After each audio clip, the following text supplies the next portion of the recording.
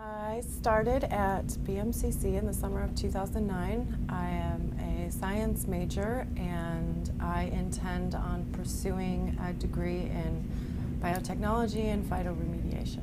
Phytoremediation is, phyto is the Greek for plant, and remediation is, it's basically, we're cleaning it. So phytoremediation is dealing with plants that clean environments. There are a lot of plants that evolved growing alongside, say, an iron seam or,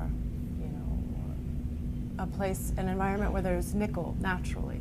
So these plants have evolved to be able to handle that kind of metal or something in the soil. So say you have a site, let's go to the nickel. So there's a nickel mine and there's all this nickel that's spread all over the place. That's pretty toxic. So if you can then use a plant that has evolved to live alongside with this metal, chances are that plant is also going to be able to deal with other heavy metals and things like that, which is a common pollutant, especially in, say, Brooklyn's urban industrial setup.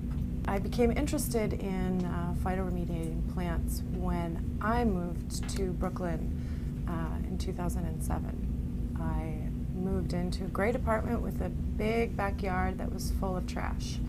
And so it became my mission to clean this up. I've never had a garden before. I was completely inspired, but then horrified with what I was dealing with, so I started Google searching and read a great deal of articles on how to clean your soil, and I came across a few on phytoremediating plants, and one especially, it was a study in the late 90s on sunflowers, using sunflowers built into rafts on the lakes and ponds out in Chernobyl.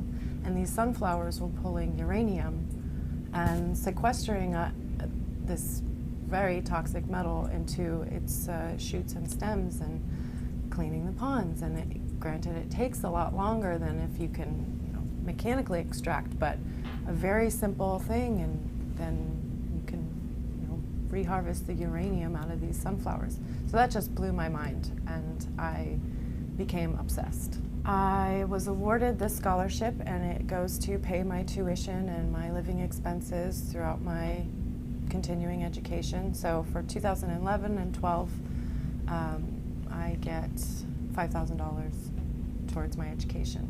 I was awarded the UDAL scholarship because of the direction my education is going, the research I'm currently doing at the school.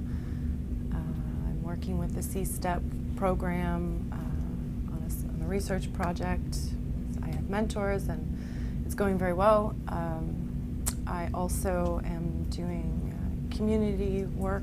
I work with an elementary school. We've been building their garden since the fall of 2009, and it's coming along wonderfully.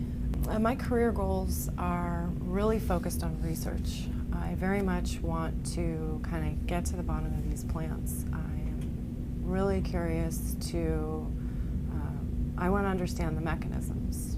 How is it that this sunflower is unaffected by this phytotoxin that would kill another plant or make it impossible to grow?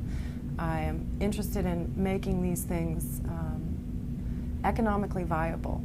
I want people to be able to say, oh, well, instead of getting the bulldozers in here and removing this soil and dumping it somewhere else, let's deal with it right here and now. And I'm interested in making it an economically viable process as well. When I graduate from BMCC, I plan on applying to a number of schools, but my eye is pretty set on Syracuse Environmental Science and Forestry.